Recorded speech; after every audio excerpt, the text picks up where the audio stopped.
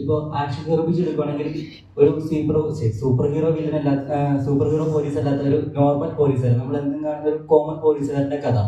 ഇപ്പോൾ പൂമരമാണെങ്കിലും നമ്മൾ എല്ലാ വർഷവും കാണുന്ന അല്ലെങ്കിൽ ഒരുപാട് നമ്മൾ പങ്കെടുത്തിട്ടുള്ള ഒരു കലോത്സവത്തിന്റെ കഥ. ഇതാണെങ്കിലും നമ്മളിപ്പോൾ ഒരു 6 മാസത്തിലൊരു 2 വാർത്തയെങ്കിലും സ്പായം നടക്കുന്ന റേഡിയോകളെ കുറിച്ച് വരാറുണ്ട്. ഇങ്ങനെ കോമൺലി ഒരു സിനിമ ഉണ്ടോ എന്ന് ആശ്ചര്യപ്പെടുന്ന കഥകളാണ് സാറ് പിക്ക് ചെയ്യുന്നത്. ആ ഒരു പിക്കിങ് എങ്ങനെയാണ് സ്റ്റോറി? നമുക്ക് ഇങ്ങനൊരു ഈ ഒരു സ്പേസിൽ ഈ കഥാപരിസരം സിനിമയിൽ വന്നിട്ടില്ല. അല്ലെങ്കിൽ ഈ കഥാപാത്രം ഞാൻ പറഞ്ഞ ഒരു ക്യാരക്ടർ ഡ്രിവണാണ്. അപ്പോൾ കഥാപാത്രങ്ങളുടെ പെർഫോമൻസിനും